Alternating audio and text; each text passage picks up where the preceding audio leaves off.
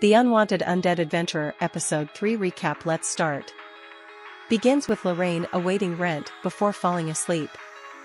He arrives and wakes her up, shocking her with his appearance. She allows him to stay with her, and in exchange, he will let her study him. Later, we see Rent cleaning the house, and Lorraine arrives with his payment for the slime liquid. Later that day, Rent heads over to the blacksmith to get a new sword. He hands them his old sword and pays a good price to have it ready. He also informs them that he can use magic, spirit energy, and divinity. The woman informs him that he will need to visit them several times.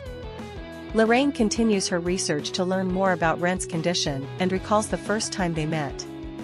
We see a flashback where he is a rookie and joins her in collecting herbs in the forest.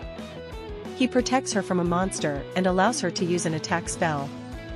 Impressed by his knowledge, she asks him to teach her.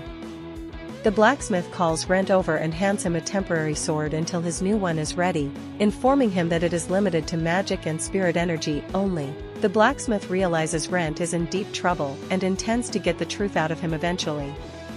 Rent heads back into the labyrinth and finds an adventurer struggling to fight a slime. Rent helps him, and the man thanks him profusely. The man tells him about his situation and the hefty loan he has to repay, asking if he can join Rent on adventures. However, Rent is suspicious and declines. After a lot of pleading, Rent agrees. Rent takes him to the secret passageway and realizes the dragon isn't there. They then enter a slim passage that leads them into a room. As they enter the room, Rent sees a portal on the floor and warns the man not to approach it. Unfortunately, the man isn't able to see it and walks straight into it, getting teleported. Rent follows along and gets teleported into a room with a humongous skeleton. Thanks for watching.